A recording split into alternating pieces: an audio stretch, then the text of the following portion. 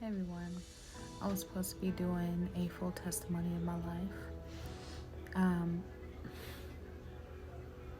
I've done so many, it is not easy at all.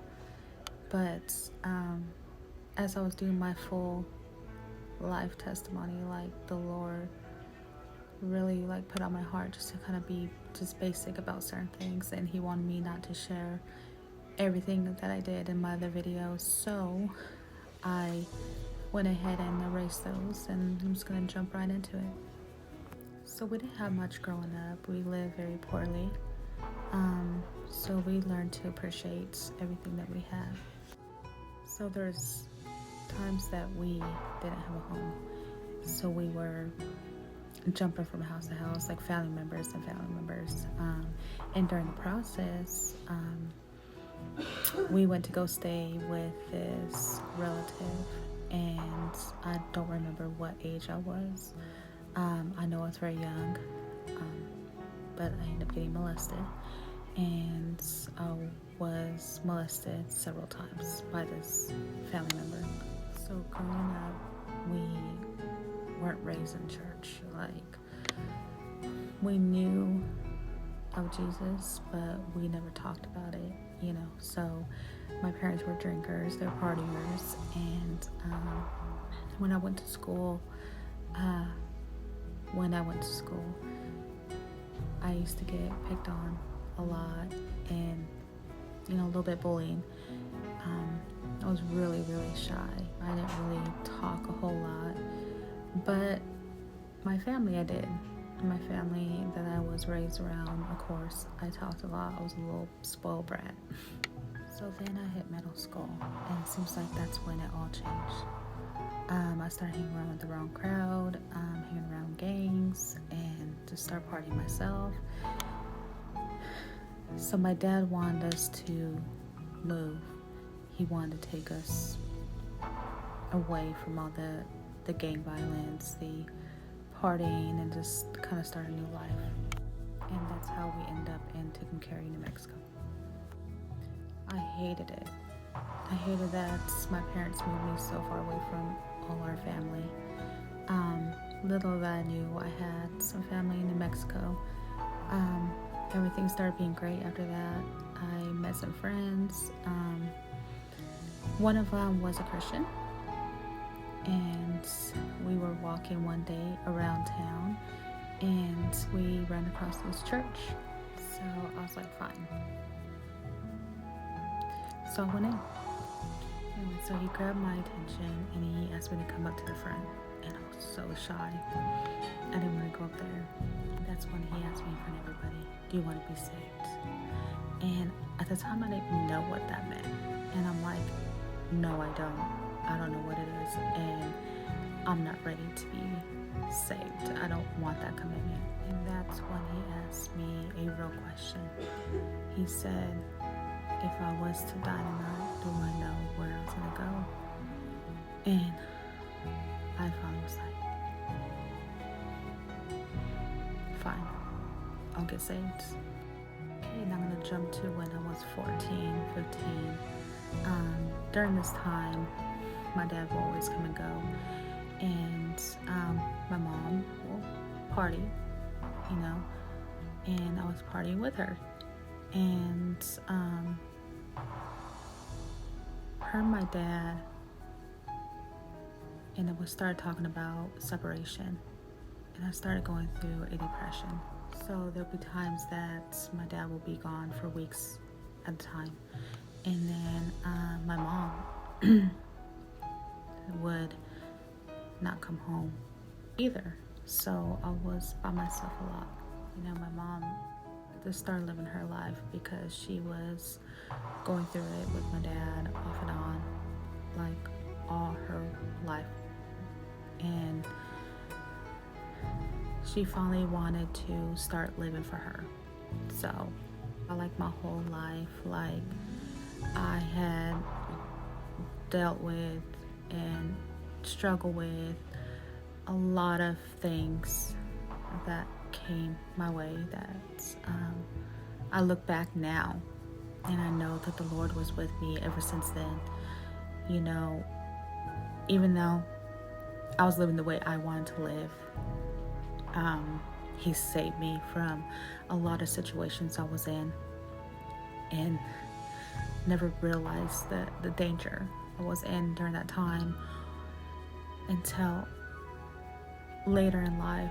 I look back and see that God is so great, and he has saved me so many times in my life from sicknesses, car accidents, wrong place at the wrong time. So I ran into a very deep depression, thinking that if I end my life, that I will live in this whole fantasy world, like nobody can ever hurt me again. I will never be in pain again. That I'll be this free spirit that could just fly through this whole world and never have to worry about anything anymore, because all my depressions and fears and worries will go away if I was just to take my own life. And that's when the devil's alive, trying to put that in my head, thinking that that's how it's going to be, which is a lie. He's very deceitful, and he just been going for me. Like, I had a really bad anxiety where I didn't want to leave the house. I used to hold my fists together so strong that sometimes it would just leave indents where my nails will be, because it would be so high. I lived in fear, depressed, had anxiety so bad that I couldn't even enjoy life. It was so overwhelming, and I lived in fear. I would lay to go to sleep at night, and I just have so much going through my mind, thinking the worst, like someone was gonna come and hurt me, or anything. And then that's when it happened. So I planned on how I was gonna take my life. And I was gonna do it when my mom was at work, or when she decides to go out for an all-nighter. I was gonna cut my wrists and be done with it. And I love the moon and stars, so I want to look up at the moon and stars when I cut my wrist, so that would be the last thing I'll see. I didn't fear. I was kind of excited for it. So everything that I was going through, I started questioning if there was a God. And I even got to the point where I called myself atheist a few times. So I used to say, like, if there was a God, like, why would he let certain things happen in the world? Like, he was capable to stop anything that he wanted. And if you guys would know, the lack of knowledge can lead you to perish. And I wasn't knowledgeable in the word. And so finally the day came, and I was getting ready to commit suicide. So that's when it happened. I put the razor against my wrist, and I was crying. I was crying for multiple different things. And I asked God, like, if you're really God, show me that you're real. And something just told me, throw that razor. And then another part of me was saying, just do it, hurry up, just do it. And I just cried, and I threw the razor across the room, and I said, if you're God, show me. And that was it. Then it was just rapidly, like, the Lord started moving in my life, like, tremendously. So what happened was I started getting visions and dreams. And I mean, these dreams were so vivid, like, they were so real. I'll wake up shaking and crying. It was so real that when I woke up, I was like, oh, thank God that was a dream, because I thought I was still in that dream when I woke up. It was that clear. Like, it was very strange. Now, and these dreams were dreams of stuff that happened in the Bible, like a lot of the stuff that we're going through now. But I had dreams of, like, the 4 horsemen. I had dreams of the 4 corners of the earth. I had dreams of the fire from the sky. I had multiple dreams. I could not tell you every single one, and a lot of these dreams were like warnings, messages. I even dreamed of a sickness coming and taking a lot of lives. One of the dreams is I was running through the desert. It was me and thousands of people that was running, and my mom was with me. And I dreamed that these 3 angels approached us, and I closed my eyes and I opened them, and everybody was dead around me. Everybody. And I dreamed of these 3 angels. One of them was Jesus, but I couldn't see his face. Like, his face was all like a cloud, and he was wearing a big white robe, and there was 2 angels, like guards, beside him as they approached. The one in the middle that I couldn't see his face, he said, "Go, you are on your own when you go to do this, but you need to do it." And I started crying, and I looked back and I'm like, "Go to do what?" Because I was trying to ask him what I was supposed to do. And I just seen him open his robe, and I seen all these spirits like walking into his robe. And as I looked up, I seen this huge black horse with this angel, like this angel of death or something, and it bypassed me, and he was sitting on this black horse, and he was dressed all in black. So I would wake up and I would tell my mom about these dreams, and my mom would be like, "That's the 4 horsemen, you know, you're dreaming revelations and all this other stuff." And then I started having like visions. So I had a dream, and I kept dreaming of this baby boy, and I kept telling my mom, and I kept waking up. I was like, "Mom, I keep dreaming of this little baby I'm holding in my arms," and it was a boy. And I don't know what this means. Goes to find out that my dad was having a baby on the way, and it was a baby boy.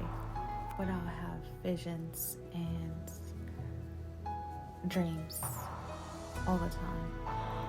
And during this time, I was struggling with some things that I knew that was sins, and I was praying about them. So I was in constant prayer, constantly asking the Lord for forgiveness. I didn't know at the moment, but I was doing like a prayer fasting. Now what I'm about to say is, this is the whole reason why I am doing my testimony, to share this. And I had shared this with plenty of people in my life, and the Lord had put in my heart to go ahead and share my testimony. And I know the devil tried to stop it plenty of times by getting me sick, almost dying. I mean, I can't tell you how many times he tried to stop. But God has a different plan, and it's not over until God says it's over. But the Lord wants me to share this with the world now. I was a doubter. I had to see it to believe it. You know, I was just that type of person. And I always found things as they always had to have an explanation for them. Now you know, when something comes from God, it's going to be something that people cannot explain. It's going to be something that's going to be supernatural. It's going to be something that even you yourself could not find an explanation. Ladies and gentlemen, there is a God. And I'm going to share this incident that happened in this house. When I started having these visions and dreams, I got closer to God. And one night, the way my room was set up, it was right in the middle of the house. I had no windows. I had a door coming in. But if you was to turn off all the lights, it would be pitch dark in there. So I knelt down and started praying. And I turned off my light, and I was crawling in bed. Then all of a sudden, I seen this light turn on. And I was like, I thought maybe somebody turned my light on. They were coming in my room. And I turned around, and it wasn't that. I seen in the corner of my room by the ceiling a big, bright white light. It was round. It was so pretty. And it just looked like there was a whole new world on the other side of it. It was weird. It's supernatural, I know. And it had like a baby blue tint to it. And as I was laying there looking at it, it just got bigger and bigger. And then I was thinking to myself, what is that? And then as I said, what is that? Because I just felt like this calm feeling, like no fear, no nothing when I was seeing this light. Like this light was so beautiful and it was so bright. It lit up my whole room, but it didn't hurt my eyes. And I just felt like this really just peaceful feeling. No fear, no nothing. It's like all my worries, all my fears, all my everything just went away. And that's when kind of reality hit. And I was like, what is this? And I was like, what is that? You know? And it just like it zipped up, like it just went away. And then I ran into my mom's room and I went and told her. And then, and no, I was not on anything. I wasn't anything like that. Like I really turned my life over to the Lord during this time. And I didn't even leave my house at the time. Like I was constantly in prayer and talking to the Lord. And no, I was not dreaming. I was not sleeping. I was wide awake. It's clear as the person that's sitting next to you now, if there is anybody. And ever since then, like the Lord will give me feelings. I will see things. I will hear things. I will feel if something is on somebody. I will see it within somebody. I will have dreams of things happening to somebody. By God, don't ever show me who it's going to be. So sometimes I will be like, hey everybody, I had this dream, be careful, whatever. And then it will happen. Even it happened to strangers, people I don't even know. And I will go and tell them, you know. And then just like God will give me feelings of people, like if they're struggling with something or anything like that. Like I had people cry and tell me, how did you know? I said, I don't. The Spirit gives me these visions, these feelings, these and it could just be with somebody random. Doesn't even have to be anybody with I know. So if you ever doubt if there's a God, there is a God. I've seen him with my own eyes. Many people say, why you? I don't know. But, you know, why Moses? You know? Oh, why Isaiah? You know, God chooses people. Now, don't get me wrong. Now, the devil has put a lot on my life. He has stopped me so many times.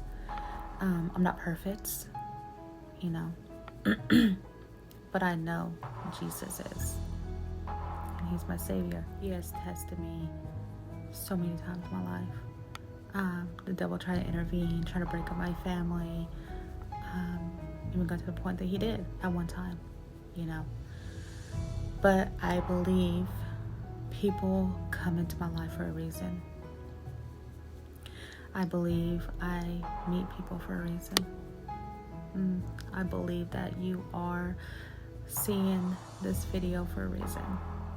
But the Lord has also saved me from a lot of things in my life. You know, got into a car accident, hitting a brick wall going 75, 80 miles an hour, and come out with not a single scratch on me. But everything blew up inside my car. But the Lord spoke to me, and he told me that I was going to get into a car accident. And he told me to hold on to my will. And I obeyed. I obeyed and listened to him. Meaning of that story, though, I feel like I went through it so that way I could share with you guys. No matter what we got going in our life, no matter how fast we are going in our life, God's going to watch out for us. No matter how fast we're going. And his children will know his voice. You obey and you listen. He's going to protect you. He's going to protect you from anything and everything. And you're going to see all this stuff happening before your eyes. And you're not going to be touched. I could have looked at it like, oh my gosh, almost died. Oh my gosh, why me? I just lost my car. I totaled my car. But no, instead, I was like, wow, God, everything in my car blew up. I had food, groceries, because I was taking it to work. I had a big gallon of milk and pickles, and with the impact alone, it shattered it. Witnesses said that they see my car go up in the air, and it looked like it was going to flip, but it looked like something grabbed the car and pulled it back down safely. And there was a guy that was changing his tire on the side of the road, and they said my car barely missed him. See, we may not understand the things that's happening in our lives right now. Things are going so fast that we can't even focus on one thing because we got so much going on, so much is happening. But everything happens for a reason. Even if I had to lose my car just so I can tell you guys this story, so that way you will know that anything in your life, don't look at it as a negative thing. Just have faith. And God's going to take care of it from there. And there's a reason for everything that goes on. I want to tell you one more story before I go. So when the year 2000 came, that's when COVID came out. And I was terrified because everybody was saying if you have health problems, etc., you're going to end up passing away from it. If you have diabetes, high blood pressure, those are the ones that was passed away. Well, guess what? I had all that. And as COVID got closer, I was just so afraid, and I kept praying to God over and over and over. And then finally it hit our household. I remember my husband coming to pick me up from work, and he said, I went in and here's my results, and it ended up being positive. I was terrified because I'm a mom, my kids, we just lost 2 really close relatives to COVID, and I lost my sister. She's my cousin. She's my sister, though. It wasn't due to COVID. It was due to cancer. But we were just going through so much as a family, and we think where my husband got it was where we went to one of the funerals, which was my sister-in-law. And we were supposed to go to the funeral for my cousin in Washington State, but we ended up getting COVID before she had her funeral. And I just remember being scared. And I went to go drop off a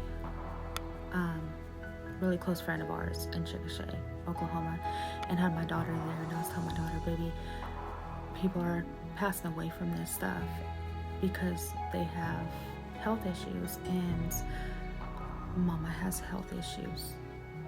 And I was just talking to her about what I wanted done and what I wanted them to do from here on out. I was sitting there praying to God, and what troubled my heart the most was me and my husband. We went through a lot of our ups and downs, and during this time I felt like I lost myself. Even with my walk with God, I always believed, I prayed, but my heart was so troubled at the time that I couldn't focus on what God wanted me to do.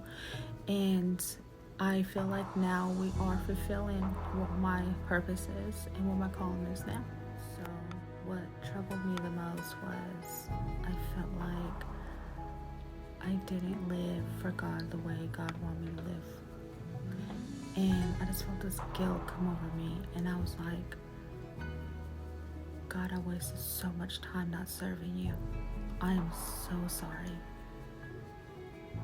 And I told him, if I live through this from this point on, I'm gonna tell everybody about you. I'm gonna tell everybody that you are real. I'm gonna live for you, no matter what situation. no matter what happens from here on out until my last breath. So everybody was getting really sick in my house, and I was just up walking around making sure my kids were okay, my husband, wanted to see, make sure my mom was okay. I was making sure they were fed and all that.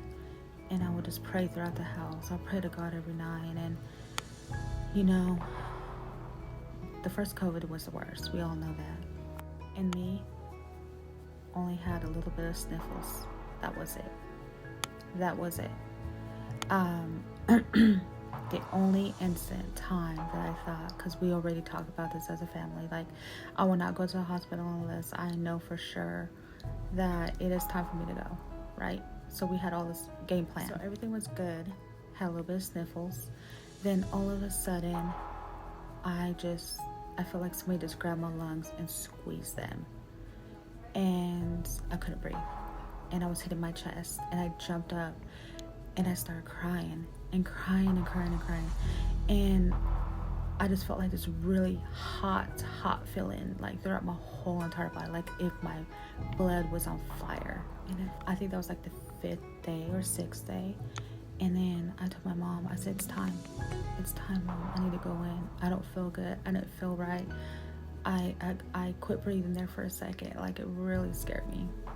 So I remember walking to my kids' room and I said, hey, Mama's gonna go to the hospital. And I was crying. I said, I love you guys. If I don't see you, I love you. Remember what I told you. Serve the Lord with all your might, with all your heart, with everything. So my mom was like, okay, baby. She was like, let me pray for you. Just let me pray over you. And I was like, okay, Mama, we gotta go because I'm not feeling good. Like, I gotta get to the hospital, like, now. And she put her hands over me and she just started praying. And then as she was praying, I got up and I went and sit on my recliner. And I just started crying out to God. And I said, God, this is it. Be with me through this. And I was just crying. And I heard, you guys, I'm not kidding you, I heard a voice so loud.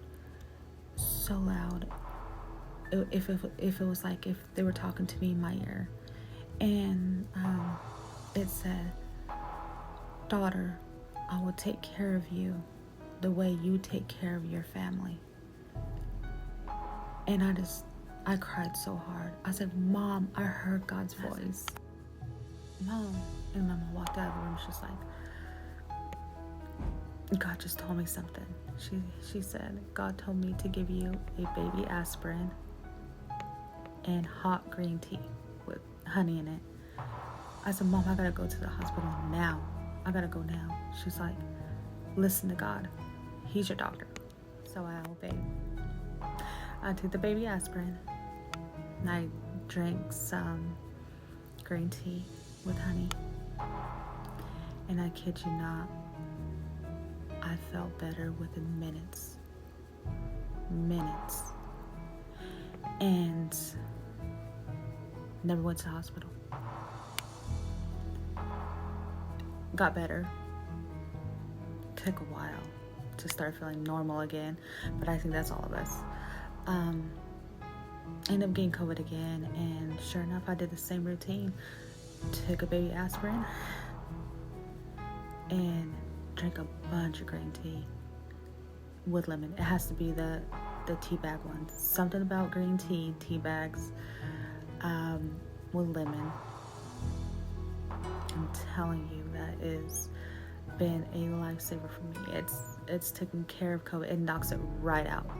So if you ever doubt God, don't. God's real. And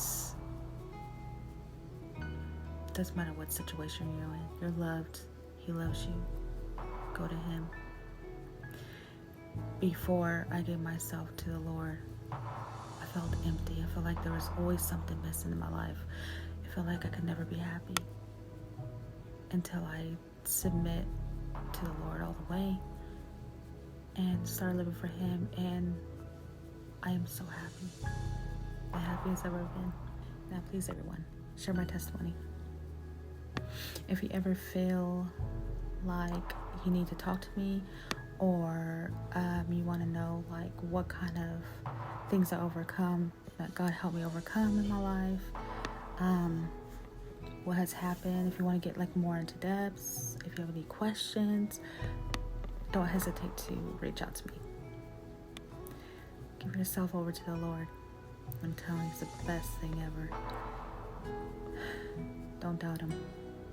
He's real. I love you guys. Thank you so much for hearing me out. God bless.